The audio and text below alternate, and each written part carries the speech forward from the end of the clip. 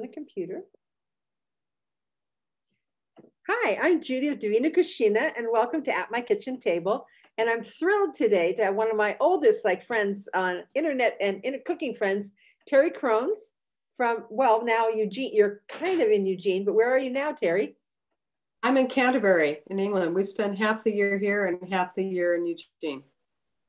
We should do the walk and meet each other halfway, right? Halfway. We could. We'd have to figure out the best place to eat that we would meet. I think you're in the best place, so that'd be a challenge. Yeah. So I live in Canterbury right now, following the non-English, non-hot summer, but that's where we are. A little house. We're literally right now. If the door was open, you could hear the cathedral bells at 5:15 every day because we're literally just around the corner from the cathedral. So that's fun. Great. Yeah. I think that's one of my favorite memories of when you first check into a new city and you open the windows and then the bells go. You hear the bells. That's it. It never gets old to me. No. We that's one of the things we really like when we moved here. We wanted a place that was close to London, and it's a 51-minute fast train, high-speed train. And at the time, we thought we'd travel more to Europe, but we're near the Dover Channel. But it's actually, there's the Eurostar. Of course, we haven't done that for a few years, but it's ideally located. And I love Kent is called the Garden of England because it's a major hops producer, major cobnuts, which are like the filbert. Literally, we go out on the bus and we're right in the fields. And they're actually growing corn, which totally surprised us. Wow. No, it's sweet corn. Sweet corn, finally, not field corn. Here too, and it's called edible corn. Yeah, finally good. So it's called an area of outstanding natural beauty, which it really is. Everyone thinks we live in a Peter Rabbit thatched cottage. We don't, but we do live on that. I know when you look at Google Maps of the cities of Europe, lots of times when we're picking hotels, I look for the ring road or what would be the city precincts. And Canterbury, you can clearly see still 3/4 of the ring road around it. In fact, half the ramparts of what was the Roman fortification and then became the cathedral fortification still surround. I can walk the cathedral hill and walls, the Roman walls every morning. Yeah. I think our street has been the same street since the 1300s. It's been here forever. Yeah, I think I forget what a Brit Rail pass in the 70s. And I was going from London to Scotland, and just from art history and studying everything, I stopped in Canterbury. And I think there was a little thing where you could contribute to the preservation of the tower of the church or something. And so I still have a little testimonial that I did. Oh, that's great. Yeah. That was fun. That's great. Wasn't it like Hadrian's Walls or something? Hadrian's Wall is clear towards Scotland, but what we do have is the largest and only completely standing gate. It looks like, two towers you build as little kids with the archway. Yeah. And it's the one the king came through on his knees going, "I'm really sorry I had Becket killed." That it really is the same one. Of course, buses go under it all the time, but it is the largest standing intact gate to the city, northeast, south, and west. The west is still standing in England. Most of them were demolished or became dangerous or were scavenged for, other uses. There's a church here that part of the wall we know came from the Roman temple that was here. So once you quarry a stone, it's fair game. But yeah, it is, that is beautiful. The cathedral's gorgeous. And I got a map just the other day about the Archaeological Society that overlaid what's under everything based on the 1907 site. And the Roman road goes right under our house here. Wow. So there, I dug down, I'd probably find some M4 down there and some pretty old wine. No, I'm joking, but there was a road there. The guys doing the metal detecting in the fields where they had those ancient wars and finding Roman coins?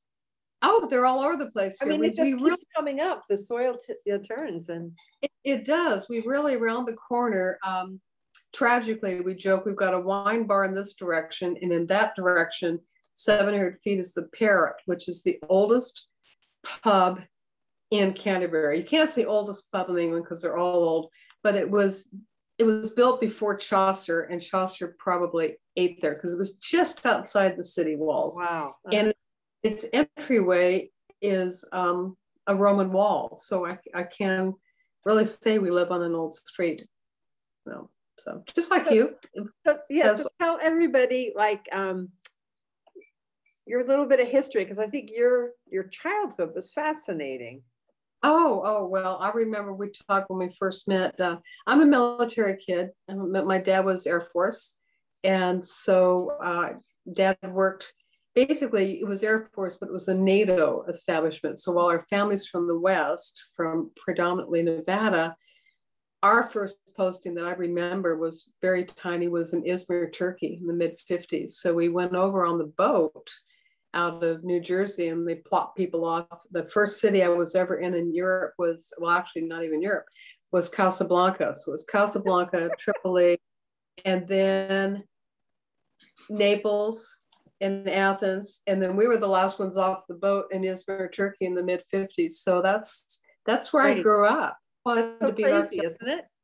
It was. And those, my early memories of food are shish kebab and dolmas and going to Ephesus crying, going, we don't want to go to the Roman city. So it was a very unique and special way to grow up. And we knew, my parents raised us to be very appreciative. So we were. And how long did you stay there? We were there for 3 years. And after that, we hopped around on different bases back in the States, and then went back to what was in West Germany, 9th through 12th grade. So I applied for university when I was over in Germany, and then came back to California. So we had over half of my basic kindergarten through 12th grade was abroad. So it gave you a different perspective. I have very little idea of some American history, but I can certainly tell you about Carnaby Street in 1968. Wow. And I was in Florence when I was 16. I remember going down the train with the girl. I wish I could have grown up here.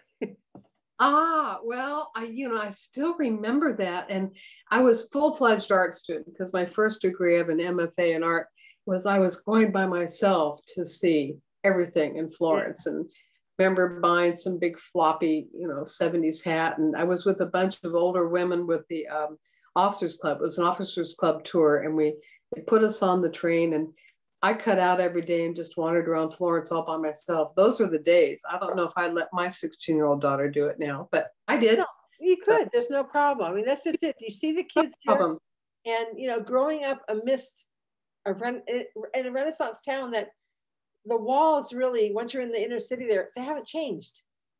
No, they haven't. And it's like, once you make a road, you don't move it. So here in Canterbury, we have Butchery Lane and the Miller's Lane, just like you do, Jewelry Lane, and road. So you really can't get lost as long as you stay inside the ring. So that's partially how I grew up, which I feel very fortunate about. So what about like culinary wise? Like, my mom grew up in Shanghai with a Ukrainian mother and a Turkish, French, English father in Shanghai. So someone was asking me about, you must have all these great recipes. But when you come right down to it, no, I don't. Because when I grew up in America with them, I think my grandmother made borscht and piroshki. But piroshki, she was using the biscuits that you popped open. Hey, why not? It's ready made, like dough. And one of her favorite dinners was like making skiaki parties, because probably like you, they grew up. My grandfather actually was the head of the port of Shanghai for a while, so they grew up entertaining. Yes, and probably had maids. Well, and then they had you. Well, and you've carried on the entertaining, but I think we're a bit of a hybrid as well, because as you know, America in the 50s, when my parents first came over, it was the cocktail parties and the entertaining. The military families would entertain, but in Turkey, we couldn't eat on the economy. Mm-hmm. It wasn't safe yet. You had everything had to be boiled and whatever, but it was a good cocktail party if Dad came back from Italy on his temporary tour with celery and like, oh wow, we can put the Kraft beans in the selfie and fresh. pass it around to kids and appetizers.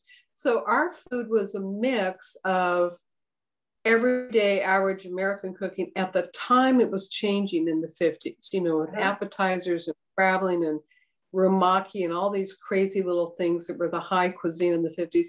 But it also was marked by, when we were growing up, depending upon where families we were stationed with had been stationed before. So if they had been in, for example, Okinawa, they had Okinawan appetizers, and my mom made dolmas and had Turkish appetizers. So we were, but at the same time, coming back to the States, discovering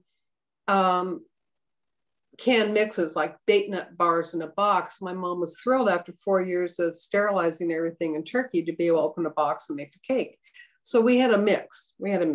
And then since my family's from Nevada, we grew up just loving lamb because of all the Basque and the sheep there. So it was quite a wide range, because part of our food changed. We spent a year in Mississippi, and we had 4 years in North Dakota with all the Russian housewives who taught my mom, Russian immigrants, you know, out in the steppes, making bread and borscht. So it was quite a range. Now, so why, I always find it fascinating where people end up. And so why did the Russians go there? What was there that drew them? People, and I don't have strong empirical evidence, but generally a lot of immigrants came to areas that they already knew how to work. I don't know exactly where the jobs kind of were. Climate in North Dakota might as well be Siberia to a degree when we were growing up, the big wheat fields. And my relatives by marriage in Nevada were all Basque and Italian and Greek, because they were either sheep herders or miners. And so that was the temper there and food sort of thing there. And since we were basically the military gypsies of our family, we hopped all over the place. Like, you know, like jellyfish, you pick up a recipe here and you pick up a recipe there. And so our palate is kind of broad, but you'd be homesick for home things. When we were back in the States, we missed gummy bears. When we were over in Germany, we missed Oreo cookies. So kids will eat anything, but they'll miss everything. So we were bland. So coming here, peanut butter and Reese's peanut butter cups. Yeah. I peanut butter. In fact, that's interesting, because we've been coming here now half the year for 6 years. So that was a big decision to be able to do this. I hadn't been back to England 6 years ago since before my daughter was born. So it was about 30 years. I was stunned at the change of food here, because everyone says, I don't think they say it any longer, but at the time it was a big deal if you got watercress and salad cream. But now I arrived and I went, my God, there's Turkish restaurants everywhere. And there's around here, we have a large Ukrainian, Romanian population. I mean, the food has changed. The one thing I'm still looking for, and it is getting better, is Mexican food, which, as you know, as a West Coaster, how much you don't realize how much, whether it's Tex-Mex or whatever, you miss a good, proper corn tortilla. And we talked about corn earlier. I've discovered just recently, a Mexican family moved up outside of Torino, and you can order fresh corn tortillas. So my world is complete now. Yeah. Well, when we first came here, we had lockdown. When we first came here this summer again, we had quarantine for 10 days. So I'm ordering online for this site in London, because I ordered masa, and I think I posted a picture of it. You might have seen, you know, green enchilada sauce and all these ingredients I can't get here, because what passes for tacos here, soft flour and corn tacos. It's not at all the same, as you know. Yeah. So we had friends over for dinner that are good travelers, good eaters, and I knew wouldn't be afraid of the heat, because everyone here can eat curry that would take the top of your head off, but it's a different heat with Mexican cuisine. So we did a full-on Mexican meal, and everyone was so happy. But that is one thing I still see has not quite become integrated here. No. So you do miss. Now in my grocery store, I was showing the kids today, we have one small shelf, and you can get like some, it's not even Top Ramen. Remember the little packages that used to be like $4 for $1? In one aisle, there used to be that one, but I think it's like almost €2 or euro something. There's a paper cup one that's like for microwaves. And I think it's maybe soba noodles. I can get soy sauce, wasabi, miso just came in. Wow, that's good. And tortillas, grocery store kind of tortillas, but they're half wheat, half corn. They're not good. Tex-Mex salsas, sushi rice, the seaweed for sushi. Yeah. Maybe some Thai chili, little by little. I think that's pretty good. Yeah, the travel's opened up and there's more restaurants. It's totally changed now. Yeah. Well, and I see a big difference. 5 years ago, we went around town and I can find almost everything I normally cook with because I'm pretty broad Mediterranean range, but every once in a while, you need a certain kind of mustard to make a potato salad, for example. So when I found back to the corn is the emblematic one in the summer. When the corn showed up this summer, it was the sweet corn, because I've had field corn in my gosh, you need to go to the dentist after it when we were in Istanbul. Yeah. But I came home with 8 ears and I was buying it in the market here in Waitrose, which is kind of like the top end as far as I'm concerned. Anyway, I ran into a friend from the yoga class. She goes, "Oh, are you having a party?" I said, No, this is for Chip and myself for dinner tonight because we were going to eat all that corn. And she was just amazed. She goes, "Oh, that is just so much." But the other sort of funny import story was I was having lunch with another friend from the gym, and she said, "I bought this mustard the other day and I love it. It's French's mustard and it's French." And I said, "No, it's not. It's American. It's like you have Coleman's mustard in England." And she goes, "It is so good." So, you get used to someone should write a book on condiments. That should be you. And I'm not a book writer. I'm a talker. I've just decided I'm not organized enough, and I don't know. Well, so condiments kind of rule our house here. We have a small kitchen. I think our kitchen's smaller than yours, so I have to pull back. Possible. Oh, yeah, it's really small. That's true. I remember how small houses are and the staircases were. Yeah, they're narrow. We have 450 square feet here, so it's pretty condensed. This is why IKEA rules the world. Everything came in here in a box and it's assembled and it's not going out again. But that's okay. It's fine. Perfect. To me, really, the thing is a place you can lock the door and leave, and a place that's a good place to travel from. Be close to an airport, trains, whatever. That's it. That's all you need in life. So, eventually, what am I going to do with all these books? I just told them today, I'm probably going to throw all my books away because nobody here is going to want them. Can you donate them? Pardon? You could donate them. To who? I don't know. Nobody wants them. Culinary school. Well, that's it. I can't. I'm limited on my books. I have a narrow shelf behind me, but everything is pretty condensed. Although I was thinking about this because I knew we'd talk about books. I try to buy local and what is the latest chef happening here, and I get a sense and go to the charity shops. Because you find people, just like in the States and everywhere, they get rid of their old cookbooks. And that's where you find the classics, like Delia Smith, or whether it's Julia. When I got here, I thought, I really need a copy of Joy of Cooking because it's one of the things I look at for some of the old. So I ordered it used online through Amazon UK. It took 2 weeks to get here, but I thought, you need to have a few things you grew up with. Everyone has their own reference point. Yeah. So I had to Farmer girl. I like Fanny Farmer instead of Joy of Cooking. Yeah. And some people are Betty Crocker, but in other words, we all have a few things that, and I know we've talked about this, the cast iron skillet. Definitely. And I have my tortilla press. Yeah, I need that. My Chinese baskets for steaming and a wok. Yeah. There you go. Well, I bought over for a while there. I was going home in the summer in August for my grandchildren's birthday, and we don't check baggage any longer. But I was carrying back. It was sort of like that Johnny Cash song, "One Piece at a Time," where he built a car. So one piece at a time. Over 4 years, I brought another piece of Lodge cookware over here because I needed a grill pan and a searing pan. Because you can't. I like how the iron is made. Yeah. I like the iron pan. So yes, I now feel like we're complete. But I had to laugh. People said, "What's in your suitcase? What's that in the X-ray?" I said, "It's a pan." They went, "You can buy pans in Europe." I know, but this is my pan. So, yeah. But I don't have a tortilla press. I made some the other day, and I took a crockery water ball. I was just like, I thought, yeah, I don't have that.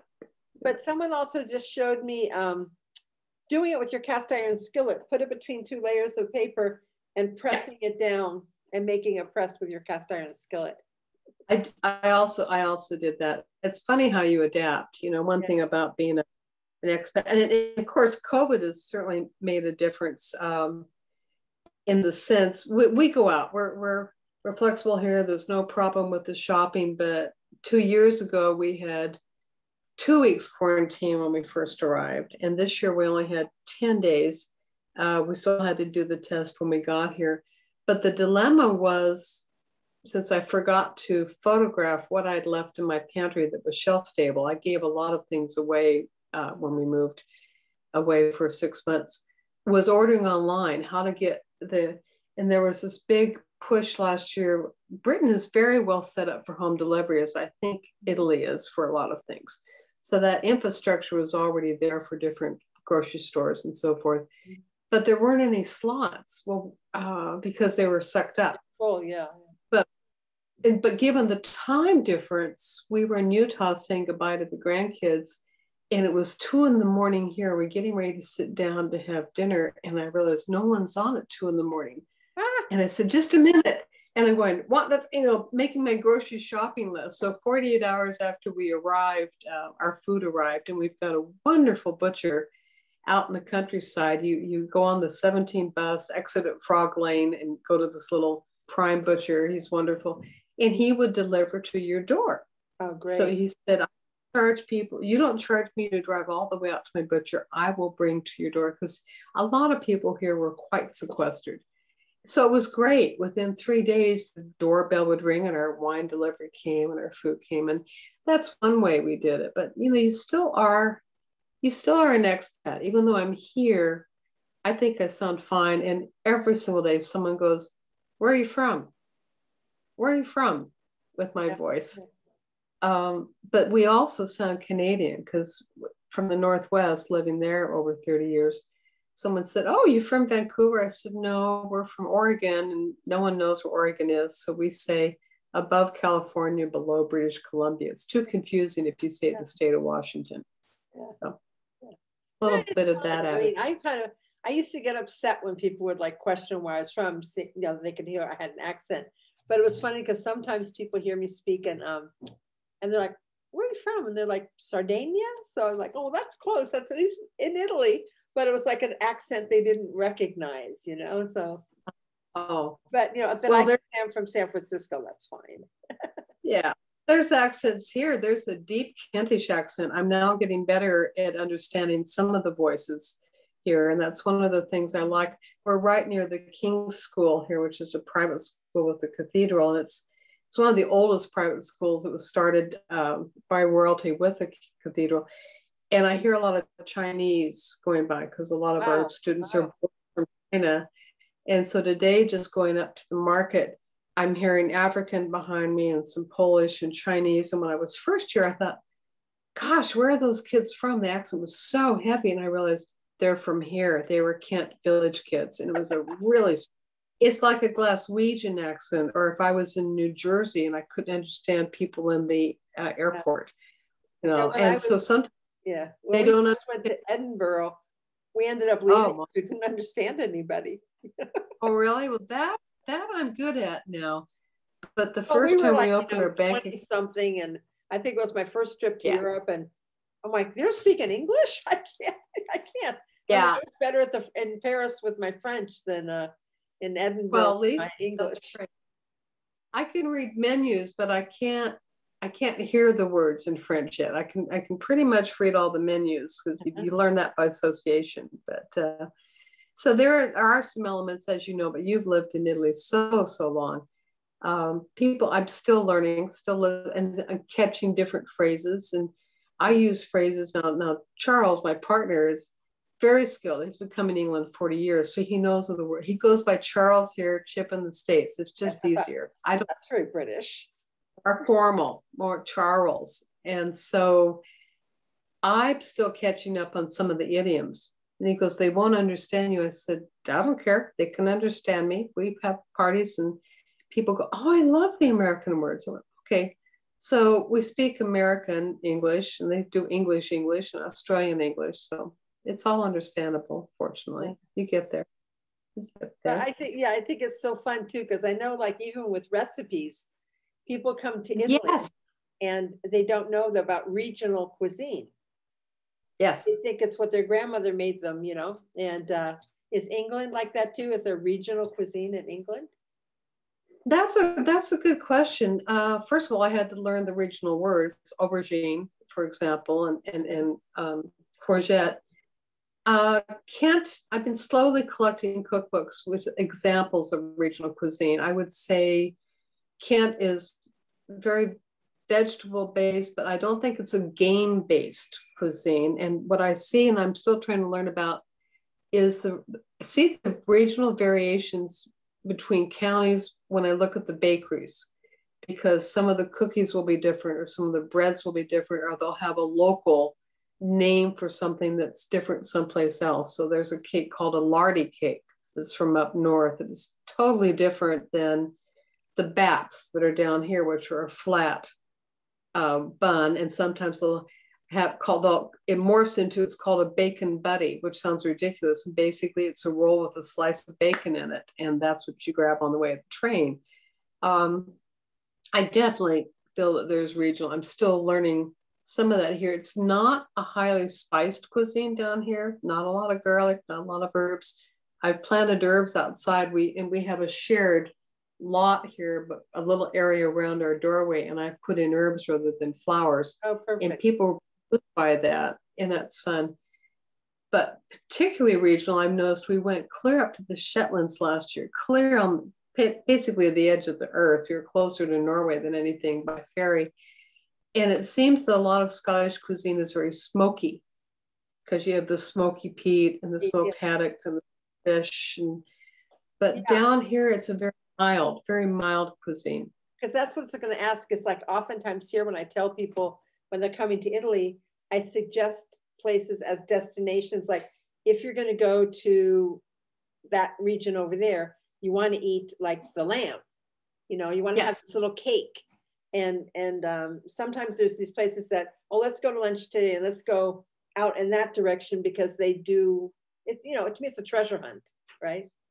Yeah, I agree. We were just up in Lincoln and they said, we'll have the Lincoln cookies, and they're just a funny shape with a little dimple top. When we were over in Romney Marsh, which is where Sir Paul McCartney lives, he shares our train, you want to have the salt marsh lamb. Okay. And here the Stour River, there's 5 rivers named Stour that go throughout England. And because, you know, we have the White Cliffs of Dover here. Oh, no.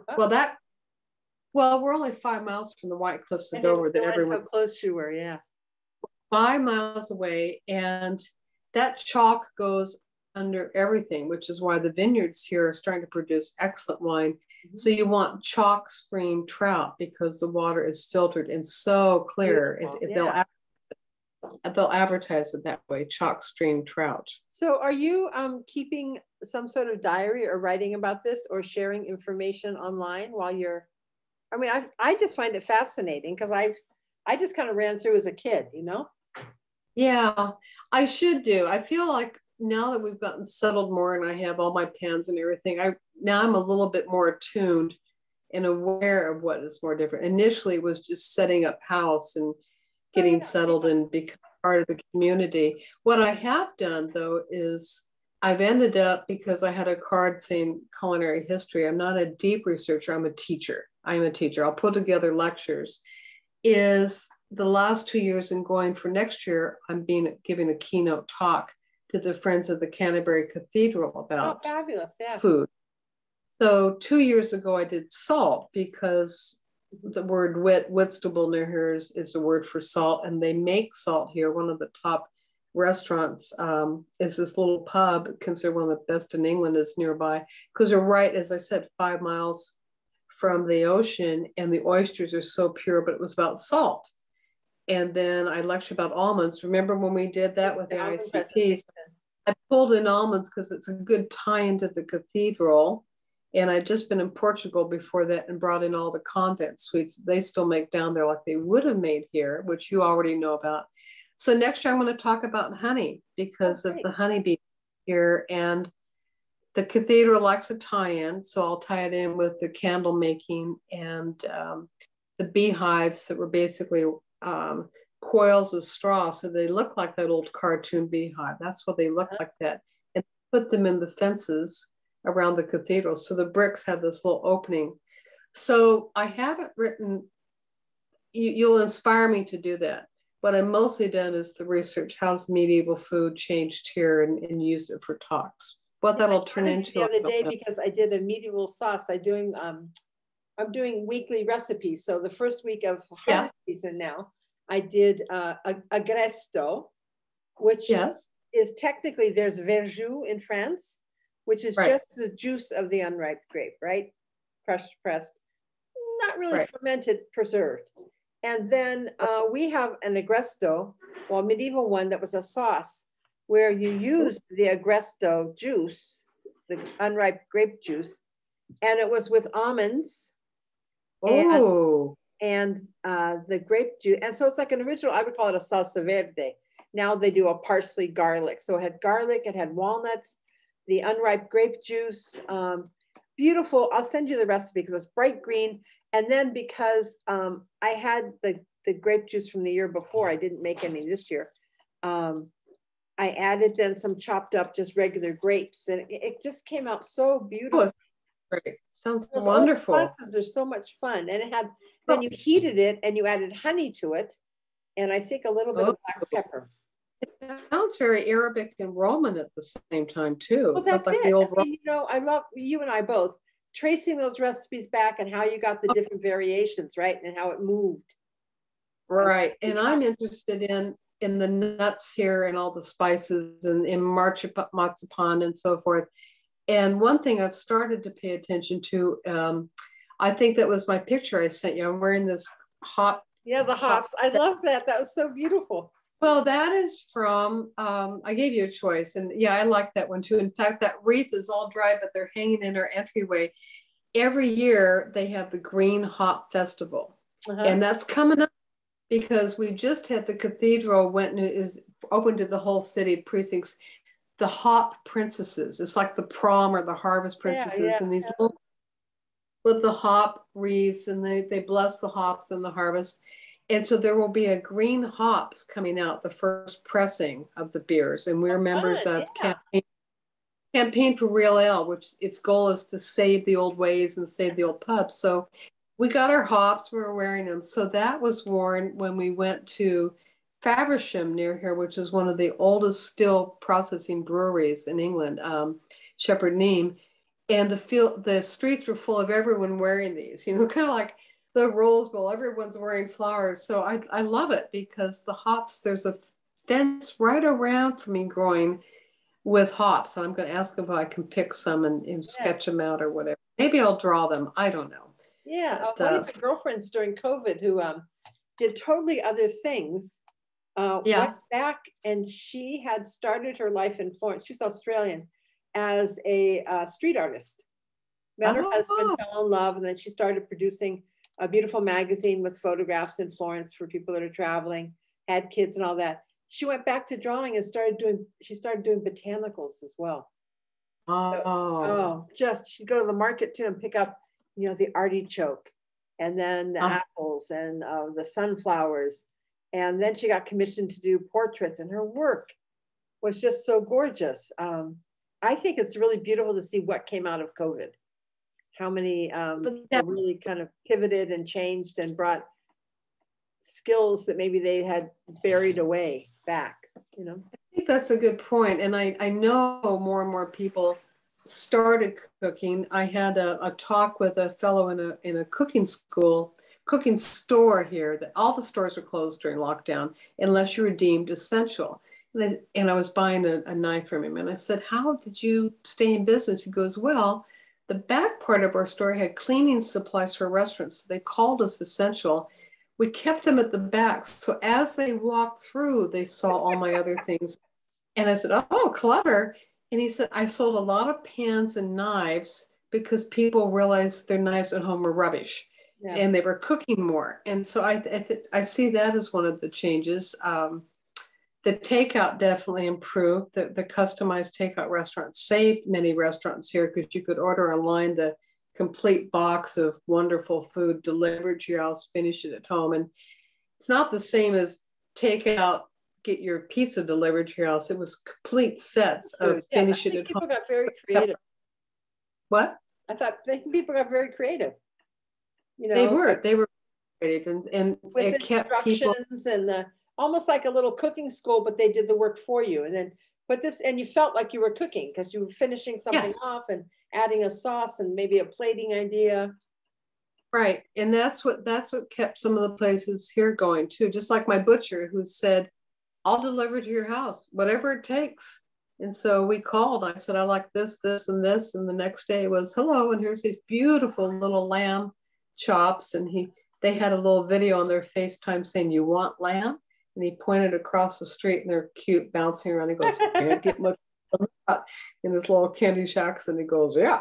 So yeah, I think the people who pivoted, and I like that word of yours because I think a point of a knife making a turn, were the people who were able to see a leap and make it, or realize that they didn't have to be stuck in one position and got themselves out there or whatever.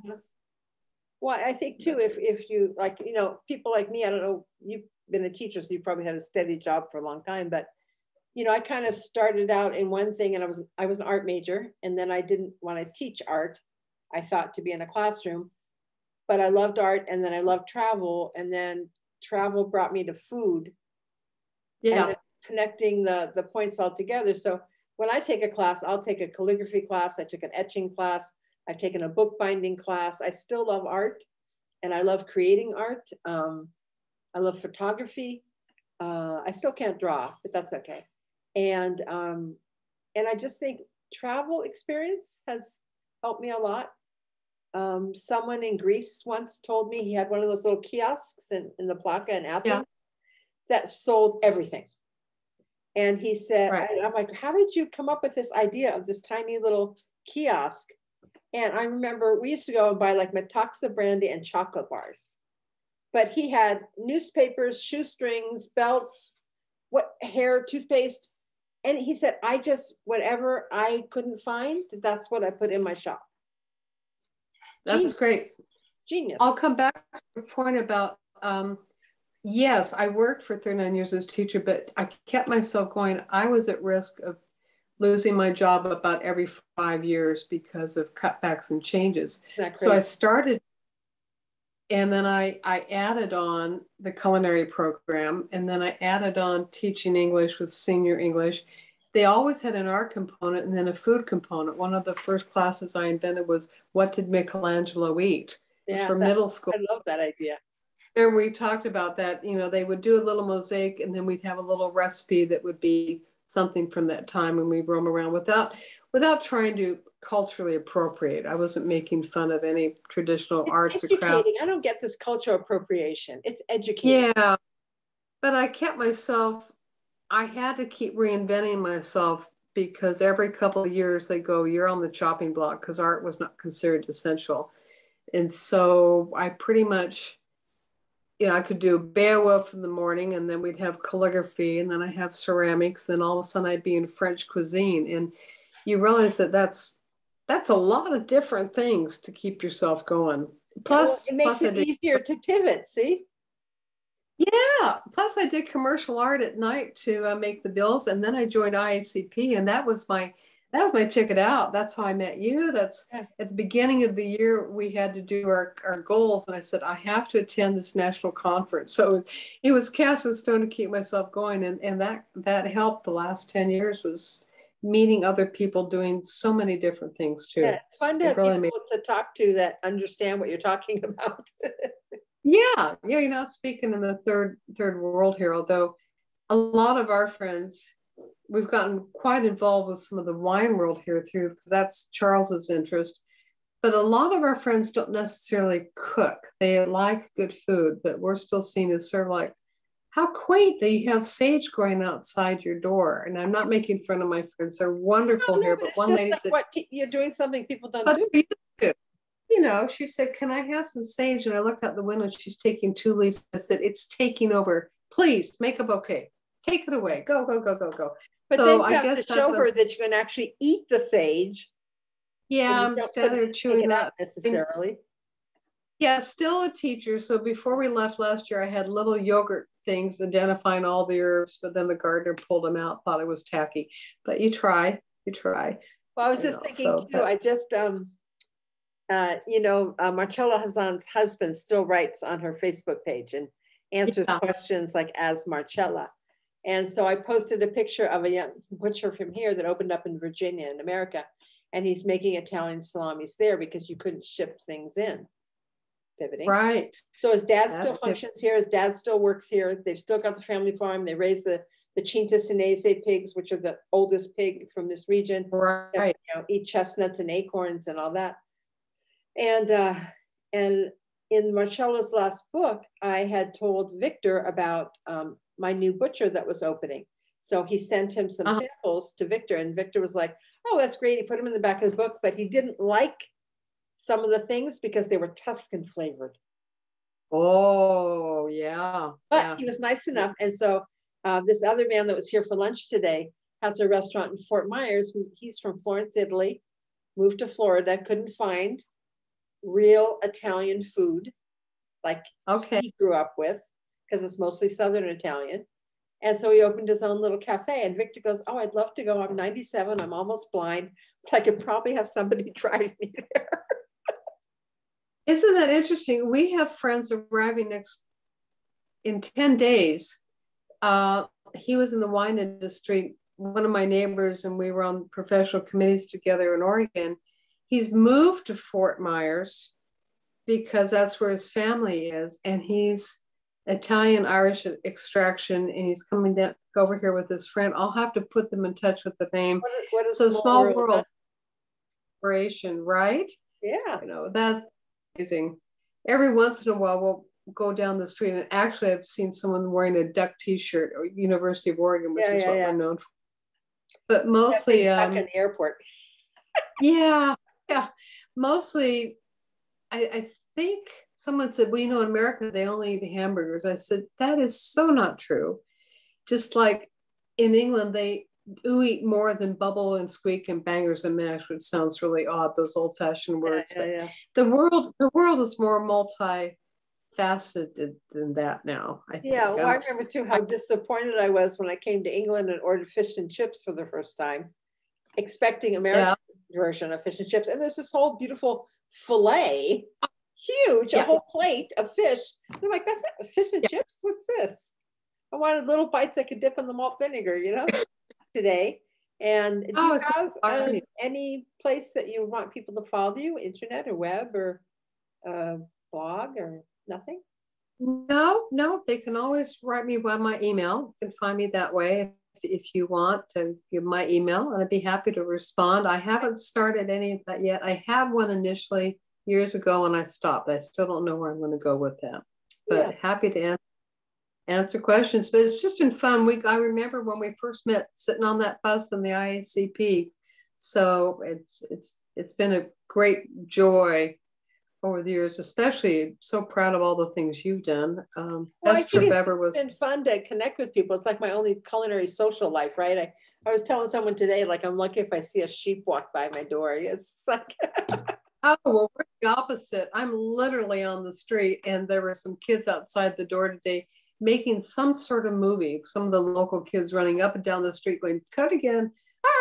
So we are right in the middle of the city, stepping out the door. So I miss that. Like, I think now when getting older, I want to be back in town so I can just not use a car, walk, shop, buy just a couple things. Is that like walking out? Yeah, like walking out the door. But it's been great talking to you. And I just thanks. It was just like having a little break together. got me thinking about that recipe you did with the almonds and the green pink. I'm going to send it to you because it's really lovely. Well, the green walnuts are coming on here, and we have a food festival coming up. So I will keep an eye out for you. Okay. Green walnut. All right. These aren't green walnuts, though. It's the unripe green grapes. Oh, I know, but it just made me think about some of the other things that are coming on here. But the fall. Well, the fall is... we just harvested our walnuts, and we're just getting the green ones now. Yeah. But we used they're a little bitter, so I used a regular older walnut. Oh, right. Well, our video, and you'll see. Our game season's coming on, so I'll let you know how it's going. Well, thank you, Terry. Thank you so much. Ciao, ciao. Bye-bye.